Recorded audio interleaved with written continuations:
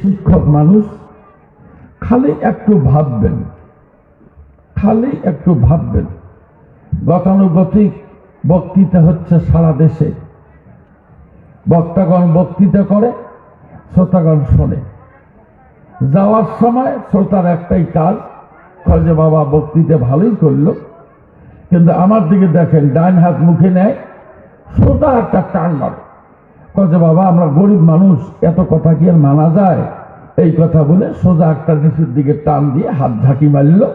2.5 ঘন্টার বক্তৃতা এক টানেই শেষ, রেজাল্ট 00।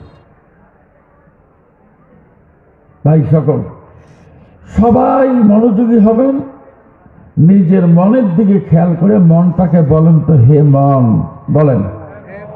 হলো না, হলো না, হলো না। হ্যাঁ, এ কণ্ঠ একদিন এমনি বন্ধ হবে।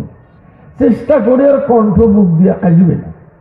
আজকে চালু আছে, বলেন, হে মন, বলো তুমি কোথা থেকে এসেছো। ভাবেন, ভাবেন, ভাবেন।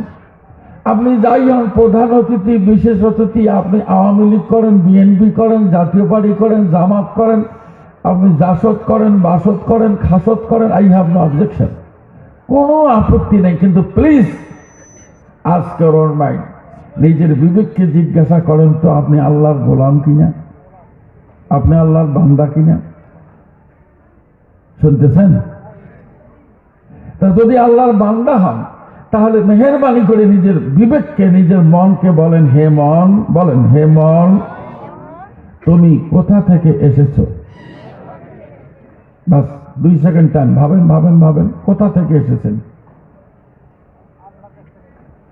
দ্বিতীয় নম্বর প্রশ্ন, হে মন, বলেন, হে মন, তুমি কেন এসেছো। ভাবেন, ভাবেন, ভাবেন, আবার বলেন, হে মন, তুমি কেন এসেছো। তৃতীয় নম্বর, হে মন, তুমি কি করতেছো। বলেন, বলেন, বলেন, হে মন, তুমি কি করতেছো। চতুর্থ নম্বর প্রশ্ন, হে মন, তোমার শেষ পরিণতি কি হবে। বাস ভাই, মন খারাপ করলেন যে হুজুরের যা বক্তৃতা, জি এটাই বক্তৃতা, আপনি কোন দল করেন আমার দেখার বিষয় না। তবে please ask your own mind, নিজের বিবেককে আপনি বলেন যে মন, আই মেরে দিল জলদি বাতা তুম কাহা সে আয়া হো, তুমি কোথা থেকে এসেছো।